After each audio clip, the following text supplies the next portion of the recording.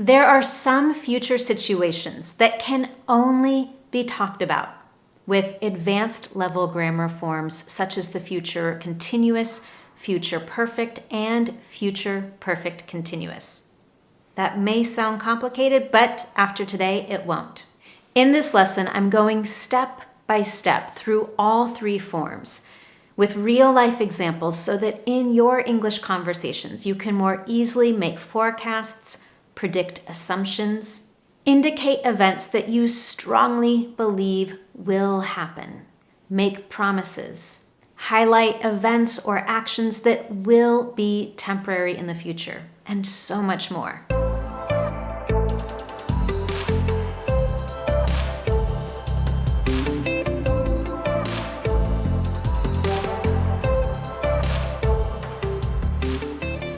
If you don't already know, I'm Anne-Marie with Speak Confident English. Everything I do here is designed to help you get the confidence you want for your life and work in English. One way I do that is with these weekly Confident English lessons, where I share fluency and confidence building strategies, advanced level vocabulary, and in-depth grammar training, just like this lesson today. While you're here, make sure that you subscribe to the Speak Confident English channel so you never miss one of my lessons. And now let's get back to those advanced level future forms. If you're looking for a lesson on how to use the present simple, present continuous, will, or going to talk about the future, I already have a lesson on that for you. It's called 4 Ways to Talk About the Future in English, and I'll leave a link to that lesson in the video notes below. I also have a lesson on how to talk about future hopes and dreams in English. I'll leave a link to that as well. But today we're going to focus specifically on the future continuous, future perfect, and future perfect continuous. You might be wondering if anyone really uses these forms, and we do. In this lesson today, you're going to know how and why to use each one of them, and you'll be clear about the structure you need as well. Let's start there with a review of the structures you need. If you already feel confident in this, I recommend that you skip ahead to the next chapter where I highlight how and when to use the future continuous. When it comes to the structure we need for the future continuous, here are 3 sentence starters, and I want you to see if you can identify the pattern. For example, I'll be presenting on Friday, so I can't make our usual lunch date. She'll be going. They'll be driving. Do you notice the pattern? We have our subject, followed by will be, and then the verb with ing. You'll see many more examples of this structure in just a moment, but let's take a look at the future perfect first. Again, here are a few examples. By this time next week, our team will have completed the project. By the end of the day, John will have driven more than 350 miles. You'll have been a member of our Confident Women community for more than a month by next week. What do you notice about this structure? We have the subject, followed by will have, and the past participle of the verb, or the third form of the verb. And now let's take a look at one more important structure, the future perfect continuous, which, as you may have guessed, is a blend of those first 2. By the time I'm finished, I'll have been working for more than 12 hours, so I don't think I want to go out tonight. I'd rather stay home. Here we have the subject, followed by will have been, and the verb in the ing form. Before we talk about the how and why of each of those forms, I want to pause to reflect on the pronunciation. You may have noticed I used I'll, she'll, he'll, John'll, artemal, they'll, you'll. Rather than isolate or clearly say the word will, I use the contracted form. This is common in spoken English, and it's an important skill to practice, using those contractions.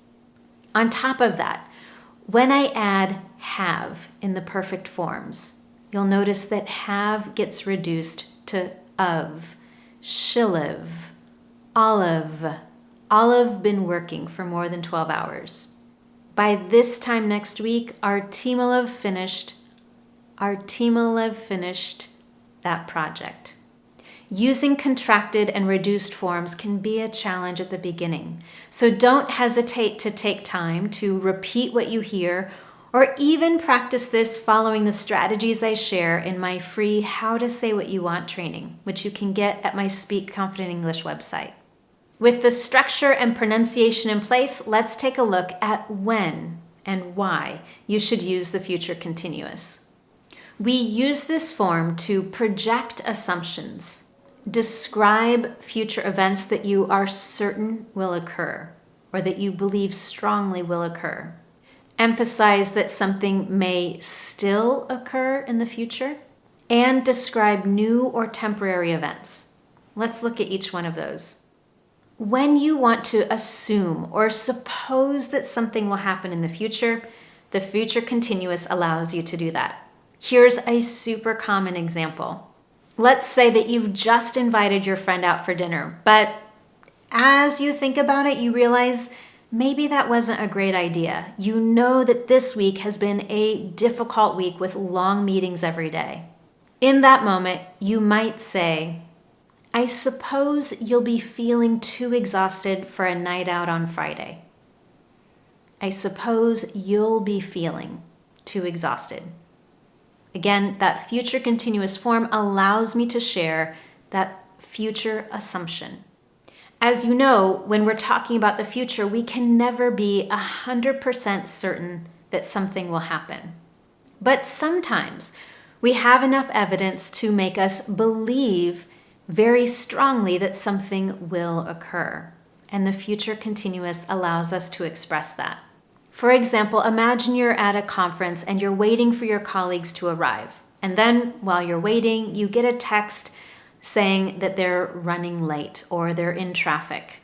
Of course, again, we can never be 100% sure about the future, but in this case, you're fairly certain they're going to be late to the conference or late to the meeting. So you might tell someone else, they'll be arriving late. Ella just texted to let me know they're stuck in traffic. They'll be arriving late.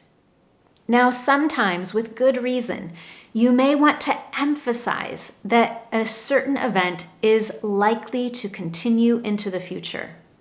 For example, let's imagine you get involved in a passionate conversation on climate change. In an effort to bring attention or emphasis to the fact that temperatures will continue to rise, you might say, we need to face the fact that despite our efforts to slow global warming, temperatures will still be rising in the future. We need a more sustainable plan. By using the words still and the future continuous, we emphasize that an event will continue to occur despite current circumstances. The last reason to use the future continuous is to describe temporary events. Just like the present continuous might describe temporary events now, the future continuous describes temporary events in the future. Let's say, for example, your company is in between video platforms. In the past several years, you've used one video platform for all of your meetings, and now you're transitioning to another. In between this transition, your company might halt or stop using any video conferencing software for a temporary period of time. When updating your team to this temporary change, you might say, we'll be responding to clients via email only this week, but we'll go back to video conferencing as soon as we're ready to use our new platform. And now let's move on to the future perfect. Unlike the future continuous, the future perfect focuses on two future events. We use the future perfect to indicate that one event will occur by the time another future event happens or occurs. So one happens first, and then a second one happens. For this reason, you'll often notice that sentences using the future perfect start with something like, by the end of the day, by the end of the month, by this time next year, by next week, by 3 p.m. on Friday. You might also hear in a year, in a week, in 3 months, or when something occurs. And you'll see many of these in the coming examples. As I mentioned, the future perfect is used to talk about 2 future events. So it may bring focus to the period of time between those 2 events. The future perfect also allows us to identify actions that will be finished at a certain point of time in the future. We can use the future perfect for expectations, future hopes, and to make future commitments or make a promise. Let's take a look at each one of those in depth. Let's start by looking at how the future perfect emphasizes the period of time it takes to reach point B from point A. Or in other words, how to reach your end point from your starting point. Let's look at an example. Let's say that you're renovating your home and your partner is getting worried about how long the renovations are taking because your furniture is supposed to be delivered very soon. To reassure your partner, you might say, they will have worked for days when the furniture gets delivered. I'm sure they'll be done. Similarly, you may want to confirm that a future event will be complete. It will be finished before another event or by a specific time in the future. When you want to confirm that with certainty, the future perfect is a great way to do so. For example, at the end of a team meeting, your boss might recap or summarize some of the decisions that were made. And in talking about an upcoming product launch, she might say, in 2 weeks' time, we'll have received the marketing drafts for the product launch. In other words, by a specific time in the future, she is confirming that another event will happen. She's certain. The last 3 situations for using the future perfect are for expectations, expressing future hopes or dreams, and making a promise or commitment. Let's look at a few examples for each. Imagine that you're a teacher or a parent and you have high expectations for one of your students or one of your kids. You might say, by this time next year, she'll have gotten offers from the best universities. Similarly, you might be feeling very confident in some of the investments you've made for your retirement. And in talking about that, you might highlight your future expectations or dreams by saying, it's my dream that I will have retired by the time I turn 40. And finally, let's say that you're working toward a deadline and you want to reassure a team member that your draft will be completed soon. You could say, by 4:30 p.m. this afternoon, I'll have completed the final edits. You're making a commitment or a promise. Now that we have the how and why of the future continuous and the future perfect, let's transition to the future perfect continuous. We use this form to describe the duration or length of time of an action until another action occurs. I'll give you a clear example of that in a moment. We also use the future perfect continuous to express the continuation of a future event, even after another future event occurs. Again, I'll give you a clear example of that. The future perfect continuous is also used to illustrate cause and effect and predict a habit or a common occurrence in the future. Let's take a look at each one of those carefully. Let's say you're talking with a client and you want to emphasize that you will be prioritizing their project up to a very specific point of time in the future. Maybe there is an important meeting happening in a few weeks, and you'll be prioritizing their project during that length of time up to that meeting date. Here's how you would do that. I can assure you that everything will be in order. We'll have been working on this project nonstop to ensure that it's presented successfully by the time we have the meeting. Similarly, we can use this form to emphasize the continuation of an action or event. For example, let's say that you're a manager who wants to touch base with her team. You might say, on Monday, you'll have been working on this project for 2 weeks. Please make sure to give me an update on Tuesday so I know how things are going. We have 2 more forms to take a look at, and then I've got a quiz for you to make sure you've got all this right. So with the present perfect continuous, we also use it for cause and effect. In other words, we may be foreshadowing some future event or occurrence.